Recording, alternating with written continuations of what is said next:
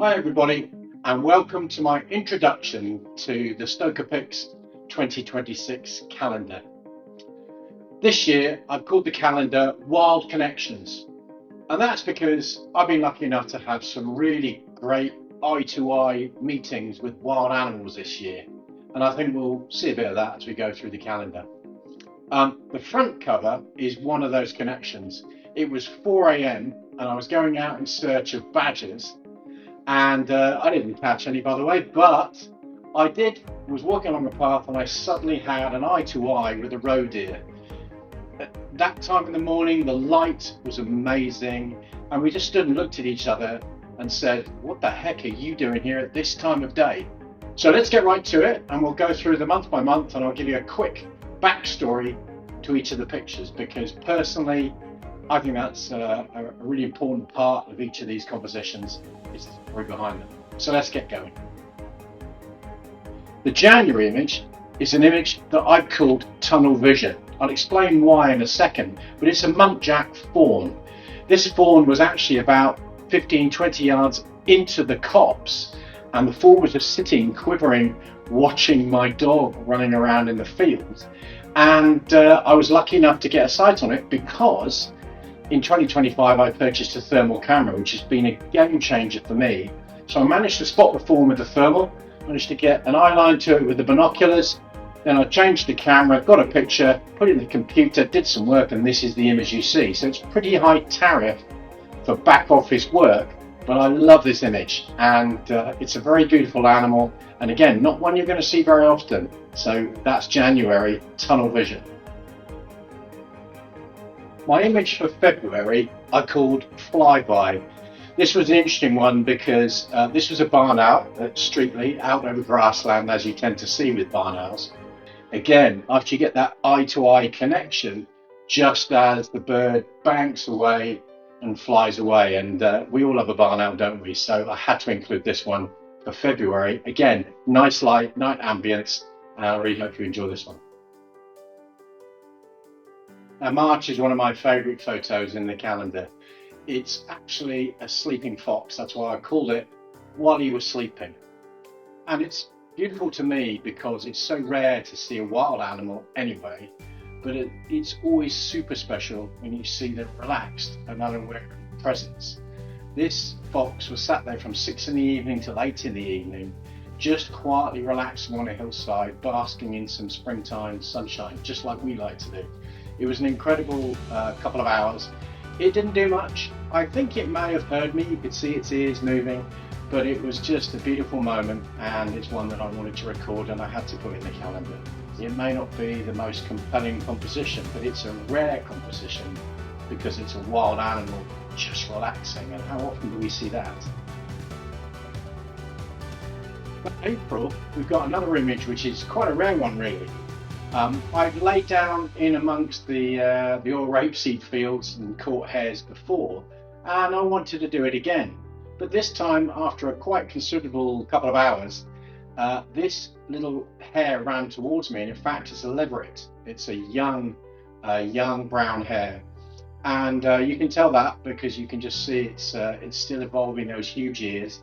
But again, they can run at great speed within a few weeks of birth because they have to get ready to evade predators. This one came up, and as with those channels, it kept coming towards me. This is the very last shot before I actually went and sat almost where I couldn't see it with my normal lens. It's about 10 yards away. And hares have these amazing eyes that means they can see up to 310 degrees around their head. And I just always love these pictures. This one's nice and crisp, and I hope you enjoy it. It's called The Runner. My selection for May is a real crazy one. I called it the Orange Hour because the bird that you can see is just the most amazing blend of orange, black and white, and an incredibly vibrant bird.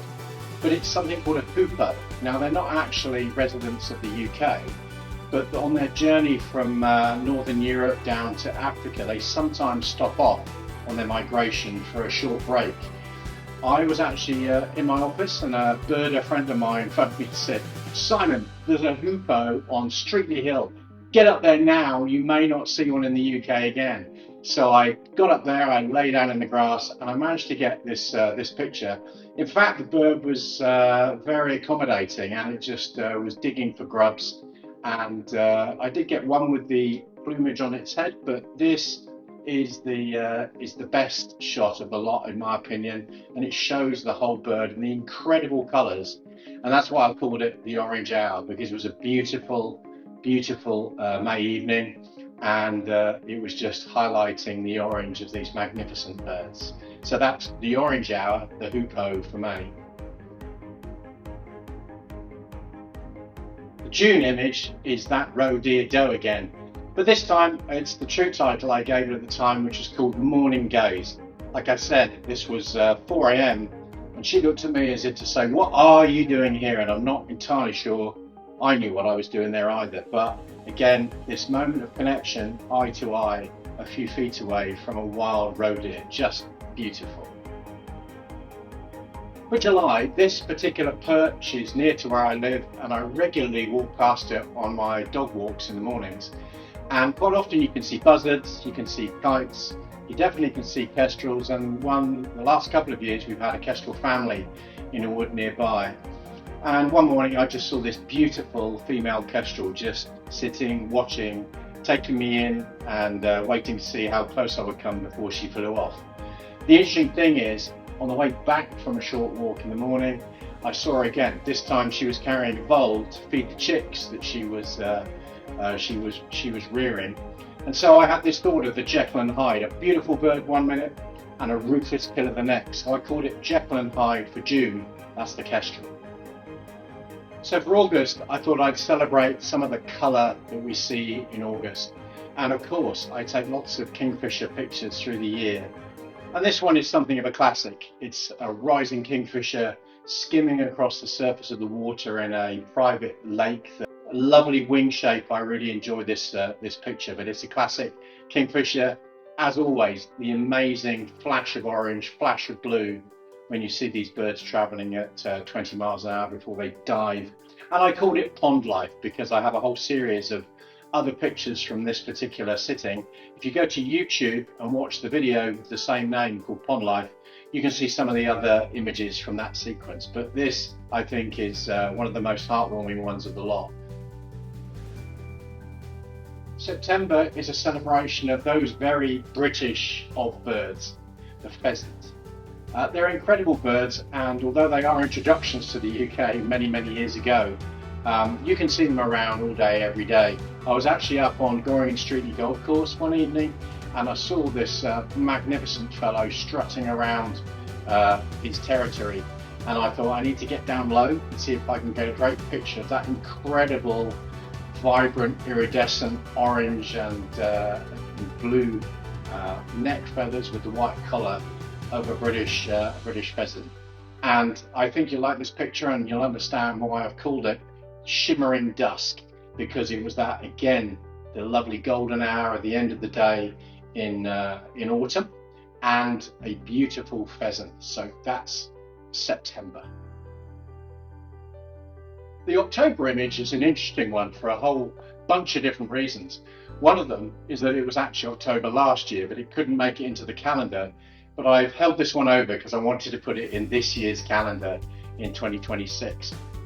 Now, I was actually at RSPB Optmoor near Oxford, and I was on my way to see the usual fair of birds. But as I was going into the reserve, I turned round and I saw this guy walking along the road straight towards me. I was stunned, and he just didn't see me. He was about 150 yards away. So I quickly lay down. I had a bit of camo with me, and I lay down on the ground, and I just watched him come all the way towards me. Again, I think it was probably about 10 or 12 yards away that he got the smell of me, or something unnerved him, and he sprung across the fence and went off into a field. But it was an amazing moment, and then retrospectively, people have said to me, you shouldn't really have laid down in the middle of the road. You could have been in a fairly dangerous situation.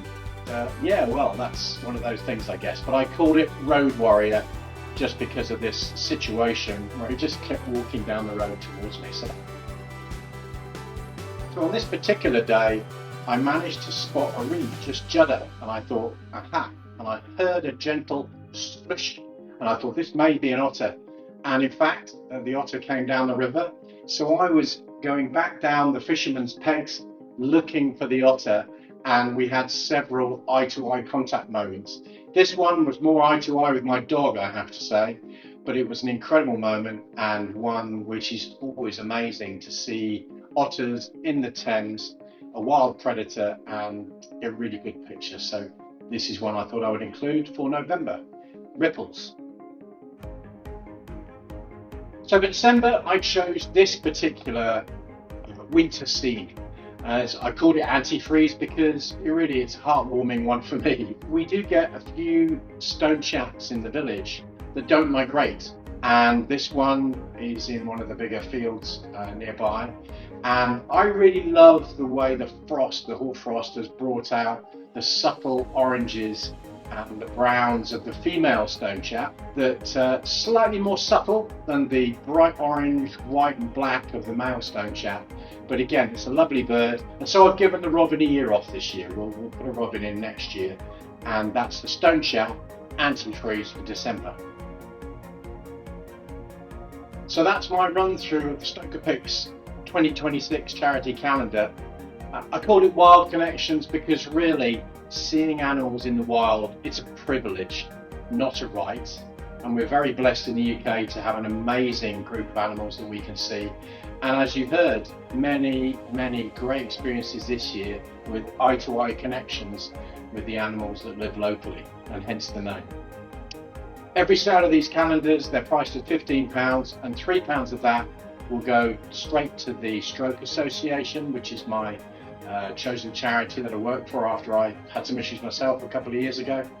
And finally, I just want to say thank you to everyone who supported me this year, everyone who's hit a like or followed me on social media, particularly to anyone who's attended one of those 41 wildlife talks that I've done this year to over 1,300 people. If you would like to purchase a calendar, just go hit the QR code here or go to my website and select the button called 2026 calendar, and you can buy one there. But all it remains for me to say thank you very much, everybody. Have a fantastic 2026, and I hope you enjoy these pictures.